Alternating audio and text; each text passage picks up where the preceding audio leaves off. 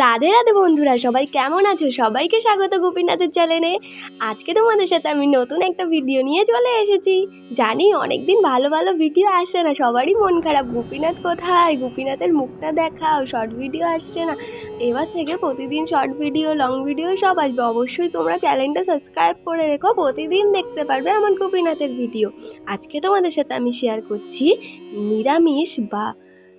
নিরামিষ না খেলে কি গোপাল সেবা করা যায় না, বা আমিষ ভক্ষণ করলে গোপাল সেবা করব না আমরা, সেই বিষয়ে কিছু জিনিস আমি তোমাদের বলবো যেটুকু আমি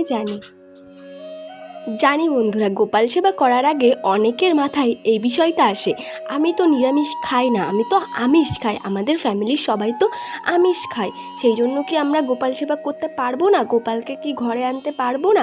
সেই বিষয়ে অনেকে গোপাল সেবা করতে বা গোপালকে ঘরে আনতে পারে না বা ভয় পায়।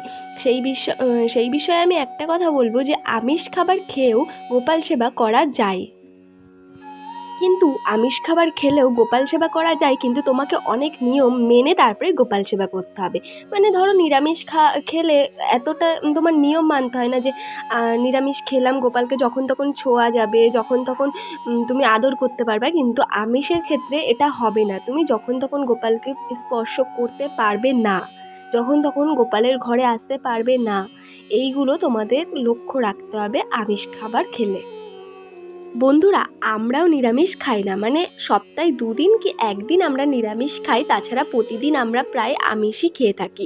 সেই হিসাবে আমরা কিভাবে গোপাল সেবা করি সেটাও তোমাদেরকে বলছি। মানে আমি কিভাবে গোপালের কাছে আসি, কি কি নিয়ম মেনে গোপালকে ছুঁই, সেই হিসাবে আমি তোমাদেরকে বলছি, আমি যেটুকু জানি। দেখো বন্ধুরা, তোমরা আমিষ খাবার যেদিন খাবে সেদিন কিছু নিয়ম মেনে চলবে। আর যেদিন তুমি আমিষ খাবার খেলে না বা নিরামিষ খাবার খেলে, সেদিন তুমি যখন তখন গোপালকে এসে ছুঁতে পারবে, তুমি গোপালের আদর করতে পারবে, তখন এত নিয়ম মানতে হবে না। কিন্তু যখন তুমি আমিষ খাবার খাবে, তখন তোমাকে যখনই তুমি গোপালের কাছে আসবে বা গোপালকে সেবা দিতে বা গোপালকে একটু আদর করতে আসবে, তখনই তোমার পোশাক পরিবর্তন করে আসতে হবে। তুমি ধরো সকালের সেবা দিচ্ছ, তখনও তুমি ঘুম থেকে উঠে স্নানও করে নিতে পারো, তোমার ইচ্ছা, বা তুমি পোশাকটা বদলে গোপালকে সেবা দিতে পারো।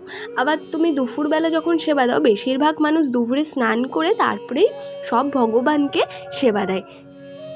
সেরকমই আমার তো মনে হয় দুপুরে কোনো অসুবিধাই হয় না কারোর সেবা দিতে গোপালকে। সেই জন্য বলছি যে তোমরা যখনই গোপালকে সেবা দিতে আসবে বা আদর করতে আসবে, তখনই তোমার বাসি কাপড় বা যেই কাপড়ে তুমি খাওয়া দাওয়া করেছো সেই কাপড় পরিবর্তন করেই গোপালকে সেবা দেবে। আরও যদি ভালো হয়, তোমাদের ঠাকুরঘর যদি রান্নাঘরের আশেপাশে না হয়, তাহলে গোপালের পক্ষে আরও ভালো। তাহলে তো তোমার কোনো অসুবিধা হবে না, তাহলে তুমি গোপালকে ওখানে গিয়ে সেবা দিয়ে আসতে পারবে পোশাক পরিবর্তন করে। বন্ধুরা, আমি যেইভাবে গোপাল সেবা করি সেটাই তোমাদের এই ভিডিওর মাধ্যমে জানালাম। আর আমার যদি ভিডিওটায় কোনো ভুল হয়ে থাকে, অবশ্যই কমেন্টের মাধ্যমে আমাকে জানিও। দেখো, আজকে দুপুরের সেবাতে আমি সুন্দর করে স্নান টান করিয়ে গোপালকে সাজুগুজু করিয়ে বসিয়ে দিয়েছি। আর তোমাদের যদি এই ভিডিওতে মনে হয় যে আমি কোনো জায়গা ভুল বলে ফেলেছি, তাহলে তুমি ঠিক করে আমাকে বলতে পারো, কেননা আমিও কিছু বিষয় জানি না, তোমাদের কাছ থেকে শিখে নেব। আর আমি যেটুকু জানি সেটুকুই তোমাদেরকে ভিডিওর মাধ্যমে জানানোর চেষ্টা করি। আর বন্ধুরা, তোমরা এইভাবেই গোপাল সেবা করতে পারো, আর কোনো ভয় নেই, আমিষ খাবার খেয়েও তোমরা গোপাল সেবা করতে পারো। এবার যারা গোপাল আনতে চাও, তারা এই ভিডিওটা দেখে অবশ্যই তার বাড়িতে গোপাল এনো, আর খুব সুন্দরভাবে পুজো দিও গোপালকে, মানে বাচ্চার মতো দেখো। দেখো বন্ধুরা, আজকে লাড্ডু সোনাকে আমি দুপুরের সেবাতে লেবু দিয়েছি, সেটাও খাবে আজকে। তারপরে দেখো, আমি সুন্দর করে ওর আসনটা সাজিয়ে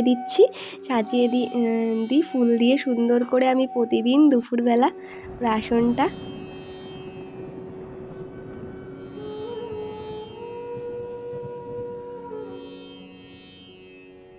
দেখো, আসনটা সুন্দর করে সাজানো হয়ে গেছে। এবার আমি একটু আরতির জন্য প্রদীপ আর ধূপকাঠি ধরিয়ে নিয়েছি।